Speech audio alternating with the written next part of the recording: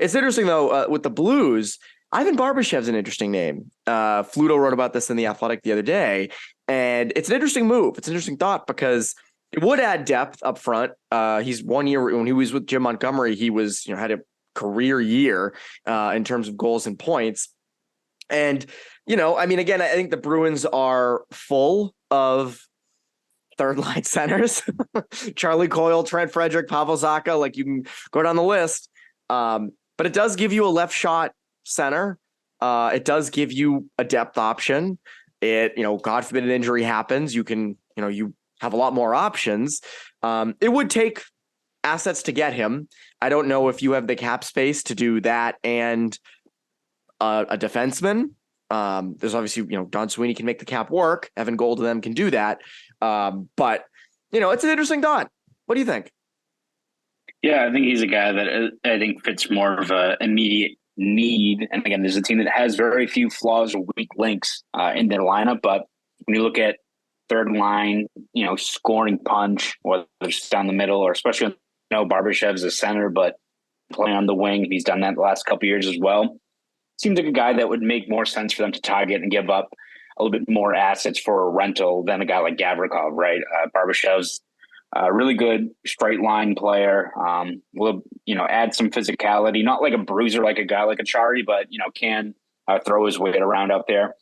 Kind of a weird player to gauge his value because I think what he is a guy that can give you 10, 12 goals, 30-something points in a bottom six role. Great value there. It's kind of what the Bruins are looking for. He also had that breakout season last year where he had 27 goals and 60+ points.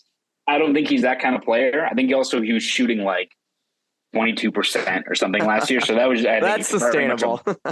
Very much a blip, but still you wonder if that is kind of augmenting what a team like the Blues are asking for him. But even if he's falling back into what I think he's been for his whole career, which is a very solid, dependable third line, fourth line guy, you add a guy like him to the mix and he can slot in next to Coyle and Hall, or, you can bump him down to the fourth line if need be and add some scoring punch down there next to guys like Nosek or Foligno or Frederick.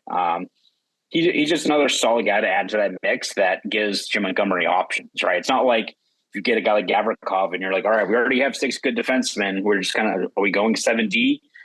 If you have to slot out a guy like AJ Greer or Foligno or Frederick for a game or two over the course of a series, you can have that option when you have a guy like Barbashev added to the mix.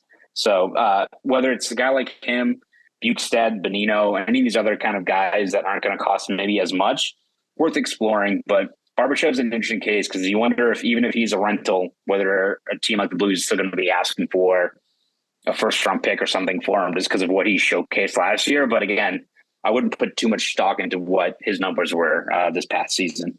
It's an interesting option. And I think a lot of people with the recent news on D, a lot of people are overlooking the depth options up front. But we'll get into that later this week with Poke the Bear, I would imagine.